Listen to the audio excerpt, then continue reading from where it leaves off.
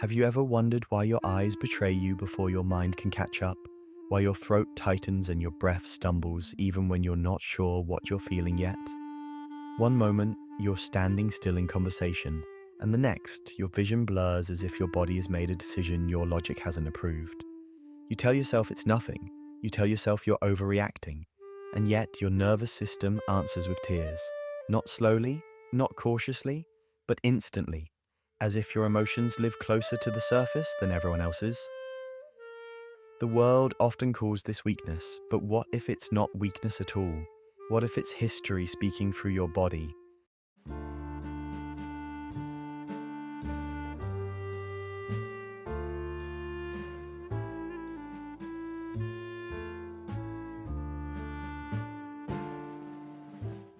You've learned to apologize for it, for your eyes going glassy in moments others seem to brush off, for your chest trembling when you wish it would stay silent.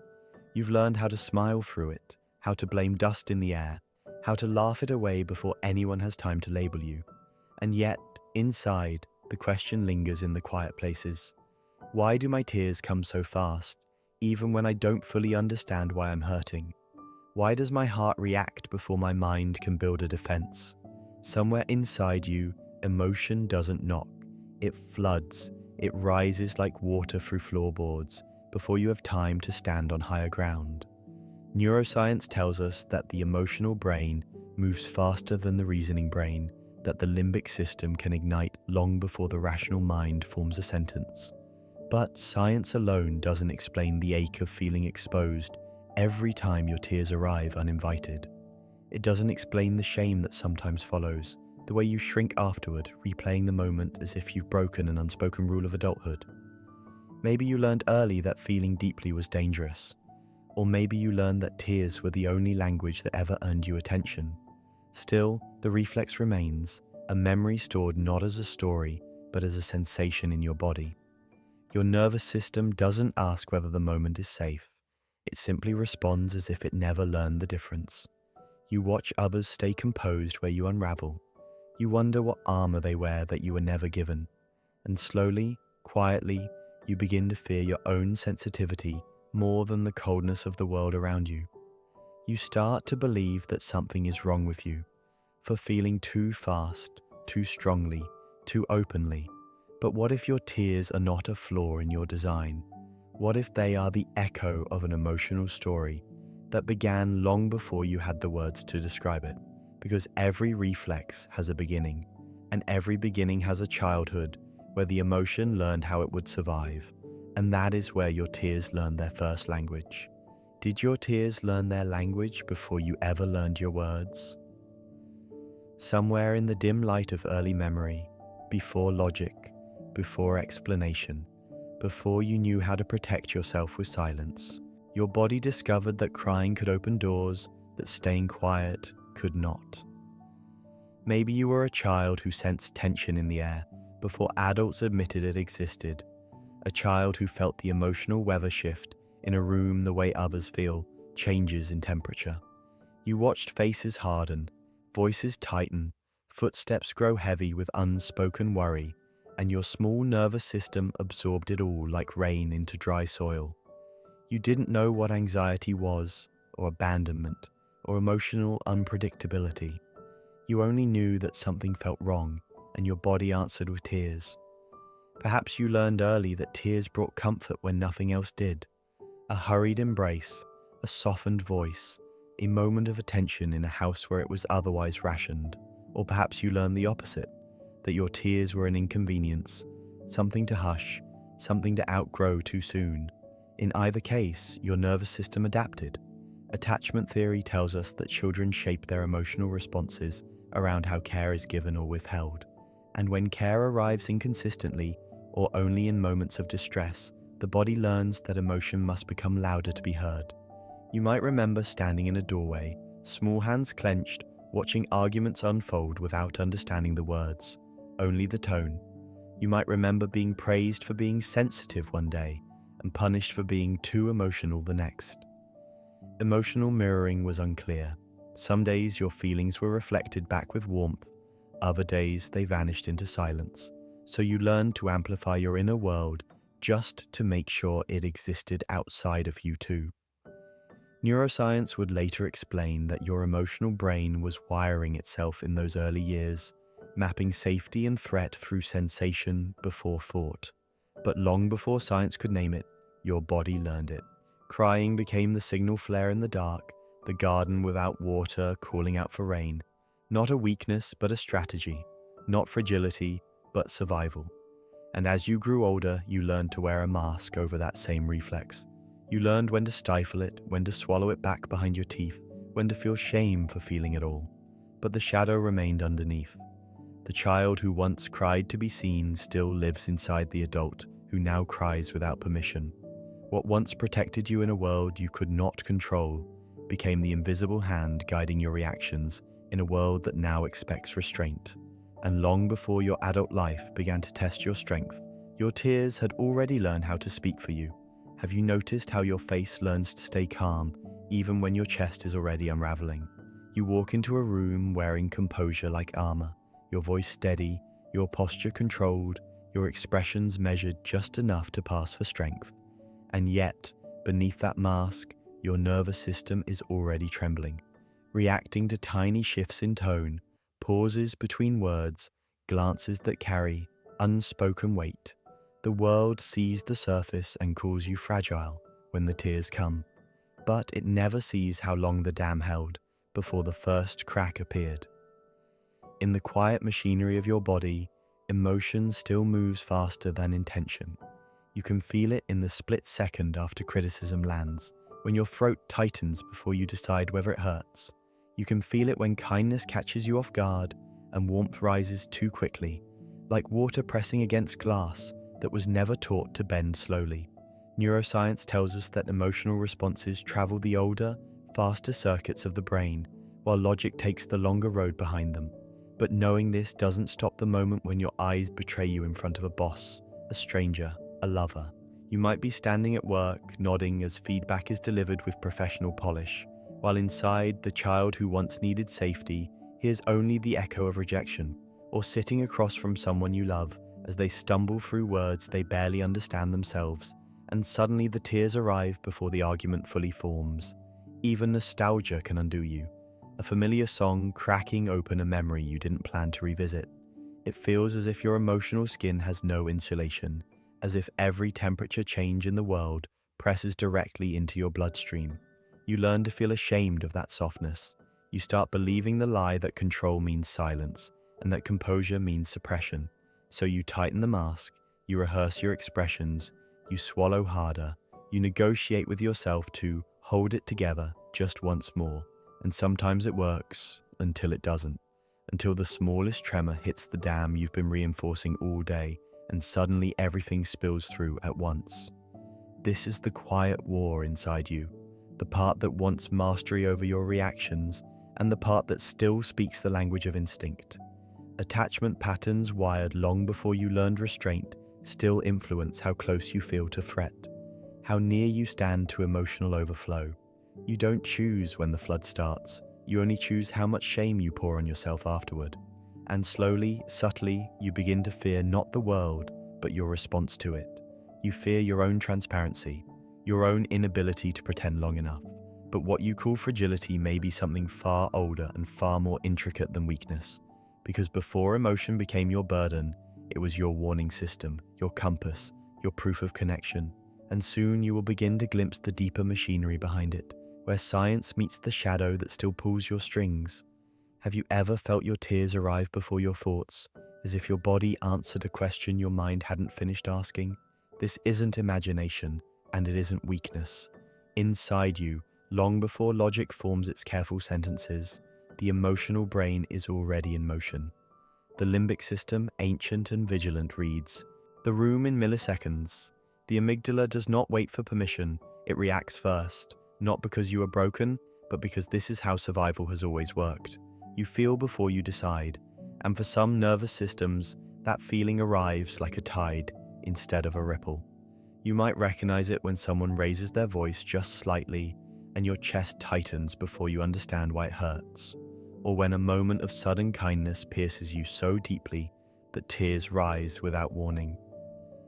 Neuroscience calls this heightened emotional reactivity, but what it feels like inside is exposure, as if your inner skin is thinner than most, as if the world touches you without knocking. Studies on highly sensitive temperaments suggest that some brains process emotional input more intensely, more fully, and when too much arrives at once, the overflow has only one exit. The eyes become the valve. Trauma deepens this wiring. When your nervous system has learned unpredictability early, it stays alert long after danger is gone. Trauma is not always loud. Sometimes it is years of quiet uncertainty that teach the body to scan constantly for threat. The brain becomes a watchtower, empathy becomes radar, and every emotional signal around you registers like vibration through glass. You don't just feel your own emotions, you absorb the atmosphere of rooms, the tension between strangers, the grief someone is trying to hide, and with nowhere safe to put it, your body responds the only way it knows how. Attachment theory explains how safety shapes regulation. If connection once felt unstable, your nervous system learned to react loudly to preserve it. Crying became communication when words were not enough. And now, as an adult, that same reflex still moves faster than your social mask. You may understand why something isn't dangerous, yet your body reacts as if it still is. Logic pleads for restraint while sensation pulls the emergency cord. The tragedy is not that you cry easily. The tragedy is how alone you often feel inside that reaction. You feel embarrassed by a nervous system that only knows how to protect you through release. You call it overreaction when it is really overflow. You blame yourself for a response that was trained, not chosen. But sensitivity does not only feel more, it also bleeds more. The same system that lets you feel beauty so deeply also lets pain cut closer to the bone. And as your understanding grows clearer, the shadow behind that sensitivity begins to emerge, darker, heavier, and far more costly than tears alone. Have you ever noticed how the thing that once made you feel deeply alive slowly became the thing you learned to fear most? Somewhere along the way, your tears stopped feeling like release and started feeling like evidence against you. Evidence that you were too much, too soft, too exposed. So you began to hide them. You learned to lock the door to your inner room and let the water rise without making a sound. You learned to apologize for the storm inside you, as though the rain itself were a moral failure. There is a quiet violence that happens when sensitivity is mixed with shame. Outwardly, you become controlled, measured, reliable. You swallow reactions mid-breath. You keep your face still even when your body is trembling. But afterward, alone, the flood comes. It always does. The nervous system cannot be silenced forever. It only waits for privacy. And in that privacy, the same tears that once asked for connection now fall into isolation. Attachment wounds teach the body that expression risks rejection, and the mind turns inward with a blade of self-blame. You might recognize it in the way you replay moments after they end, dissecting your expression, your voice, your response, punishing yourself for every visible crack. You call yourself weak for needing comfort. You call yourself childish for feeling too fast. You carry resentment toward your own heart as if it were a disobedient animal that betrayed you in public. And over time, that resentment grows teeth. The shadow forms not as a monster that attacks others, but as one that feeds on you. Neuroscience tells us that emotional suppression activates the same stress circuits as threat. The body does not experience bottling up as strength, it experiences it as siege. Cortisol rises, the nervous system stays tense, the garden without water dries from the inside, even while the walls look intact.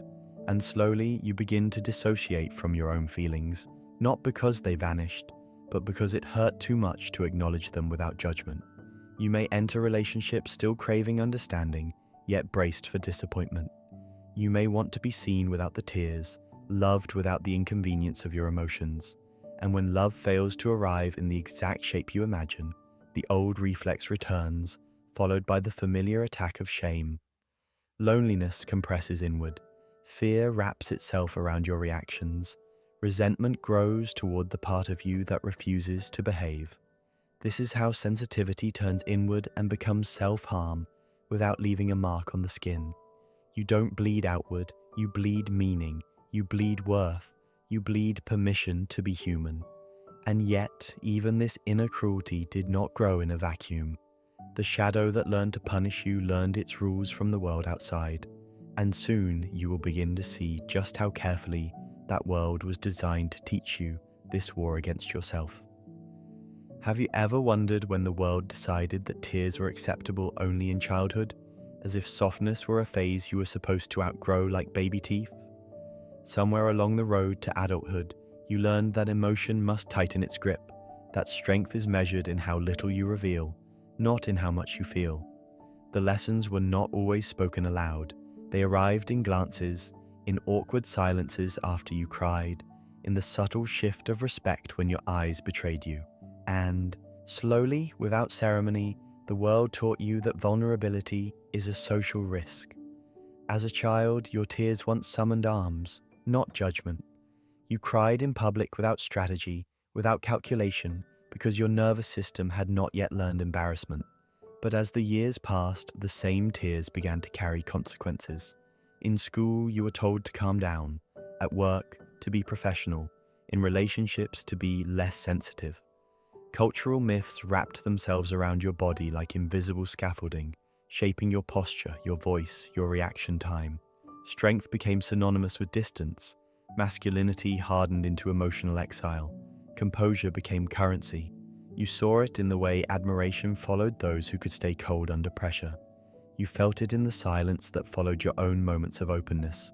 Art invites tears with candles and music, and darkened theaters, but real life asks you to keep your face intact under fluorescent lights. Society applauds emotional expression in stories while punishing it in living bodies. And so you learned to perform restraint like a costume, even when your inner world was breaking into weather. Attachment wounds don't heal in a vacuum, and neither does shame. The external pressure to suppress doesn't just quiet emotion, it reshapes identity. You begin to believe that your sensitivity is a liability rather than a language. You become vigilant, scanning rooms for signs that it is safe to relax your mask. You tighten it when you sense danger. You loosen it only when you're alone. The monster within is not your emotion, but the fear of how the world will treat you for having it. You may find yourself in relationships where you apologize for your needs before you even voice them. You may enter professional spaces already braced to be misunderstood. Loneliness grows not because people reject you openly, but because you reject parts of yourself preemptively. The garden without water is not empty because nothing grows there. It is empty because you learned to withhold the rain. And over time, this social conditioning does more than discipline your expression. It isolates your experience. It convinces you that you are the only one still feeling this deeply, the only one failing at the performance of emotional silence. But this punishment of softness is not a personal flaw. It is a shared agreement the world never formally announced. And the deeper that agreement presses into you, the heavier the emotional cost becomes. Have you ever felt how tired your heart becomes when it has to stay awake all the time? Not the kind of tired that sleep can fix, but the deeper exhaustion that comes from feeling everything at full volume while pretending you feel nothing at all. Before every difficult conversation, anxiety arrives early, pacing inside your chest, rehearsing every outcome as if danger is already certain. You fear being misunderstood before a single word is spoken. You brace for impact even in moments that have not yet turned sharp, and slowly the world begins to feel like a room filled with fragile glass, where every step must be measured. You might notice it in the way relationships start to feel heavier than they should. A partner asks a simple question and your chest tightens as if an accusation has already landed. A disagreement feels like a verdict on your worth instead of a moment of difference. Tears arrive when you wanted strength to speak for you, and suddenly the message is lost beneath the flood. They think you are reacting to the moment, but you are reacting to years.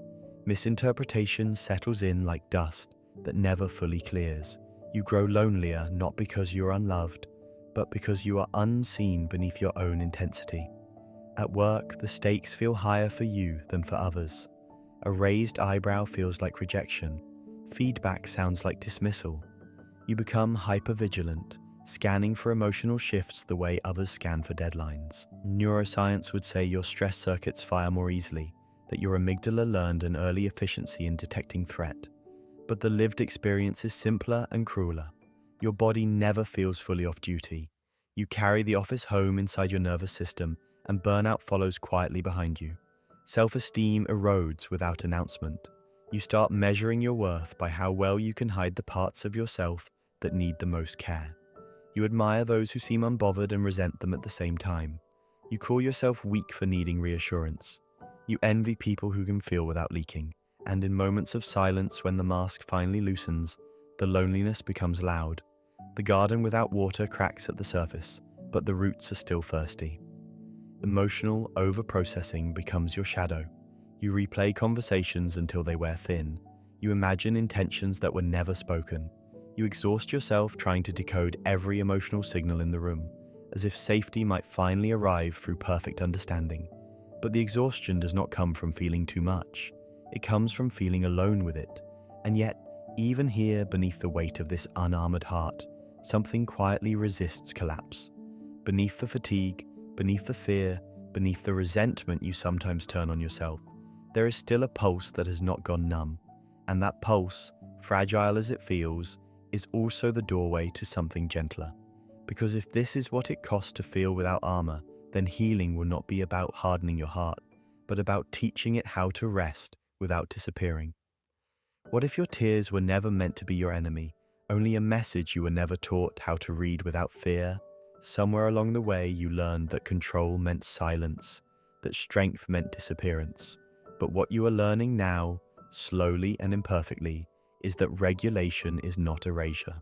It is the art of holding what moves through you without being swept away by it. Like learning to stand in a river without letting the current steal your footing. You begin in small, ordinary moments. A surge of emotion rises in your chest, and for the first time, you don't rush to punish it or perform it. You pause. You name it quietly, the way one might name a passing weather pattern. Sadness, fear, longing. Neuroscience tells us that naming an emotion softens its grip on the nervous system, shifting activation from raw survival circuits into mindful awareness. But what it feels like from the inside is simpler. It feels like finally offering your inner world a chair instead of a battlefield. Boundaries come next, not as walls but as containers. You start to notice the difference between what is yours to carry and what belongs to someone else. Empathy no longer has to mean self-erasure. You begin to protect your energy the way a gardener protects soil, not by enclosing it in stone, but by tending it with patience and choice. The mask does not have to be ripped away, but slowly loosened so that your face can breathe without feeling exposed to the cold. Self-validation becomes a quiet revolution. Instead of waiting for permission to feel, you begin granting it. The child inside you, who once cried to be seen, now hears a steadier voice say, "I see you, I believe you." Attachment repair does not always arrive through others. Sometimes it arrives through the strange act of becoming the witness you once needed. The monster within, which once fed on shame, grows weaker when it is no longer starved or punished blindly. You still cry, but the tears change their texture. They are no longer proof of failure. They become information, heat leaving the system, pressure finding its natural release. You learn that you can feel deeply and remain standing. That depth does not require drowning, that you can be moved without collapsing. Emotional steadiness begins to replace emotional silence, and the difference is subtle but profound. One is the absence of sound, the other is the presence of balance. Healing does not arrive as a clean transformation. It arrives in uneven steps, in moments where you still flood, but you recover a little faster. In days where you still feel exposed, but a little less ashamed. The garden without water begins to soften at the surface, not because the storm stopped, but because the soil finally learned how to hold what falls. And as you begin to stand more gently inside your own emotional weather, a larger question emerges quietly beneath your progress. If your sensitivity no longer needs to be a wound, what might it become instead? And when you stop fighting your depth, what kind of meaning might rise from it? Have you ever stopped to wonder what your tears would say about you if they were finally allowed to speak without shame? Not as confessions of weakness, but as witnesses to how deeply you have been paying attention to life. You were taught that power wears a hard face, that courage arrives with a clenched jaw and a steady voice. But there is another kind of strength that moves quietly beneath the surface, the kind that feels everything and still remains standing. A strength that does not armor itself against the world, but learns how to meet it without disappearing. You see it now in the child you once were, standing with wet eyes in a room too loud with feeling and too quiet with protection. You see it in the adult you became, trembling in moments where others stayed numb, not because you were weaker, but because your nervous system remained awake. You always sensed more, you always absorbed more, and because you were never shown how to guard that depth without abandoning it, you learned to fear it instead. But what if your tears were never the problem? What if they were evidence of perception rather than fragility? Neuroscience tells us that awareness is costly, that the more finely tuned the instrument, the more vibrations it registers. Philosophy whispers that sensitivity is the price of meaning, and somewhere between the circuitry of your brain and the silence of your private thoughts, you begin to understand that crying easily was never a flaw in your design. It was a signal of how fully you inhabited your experience. You once believed that to be powerful, you would have to become colder, quieter, less permeable. But over time, you learn the opposite. You learn that numbness does not protect you. It only delays the reckoning. The monster within never fed on your tears. It fed on your shame about them. And as that shame loosens its grip, the monster starves. What remains is not weakness, but tenderness with a backbone. Love begins to feel different when you no longer hide your reactions from yourself. Conflict changes when you stop equating tears with collapse. Even solitude softens when you no longer turn your sensitivity into a courtroom where you are always on trial. The garden without water does not need fewer storms. It needs soil that trusts itself to hold what falls. You may never stop crying easily, but you may stop believing that it disqualifies you from strength. You may discover that the same depth that once made you feel exposed is also what allows you to connect, to create, to understand without dominating. Vulnerability is not the opposite of power. It is its birthplace, power that does not harden, power that does not need to humiliate the soft to feel real. And perhaps the quiet truth that lingers long after this story fades is this: those who cry easily are not broken by the world. They are proof that the world still reaches them, and in a time that rewards indifference, that may be the rarest courage of all.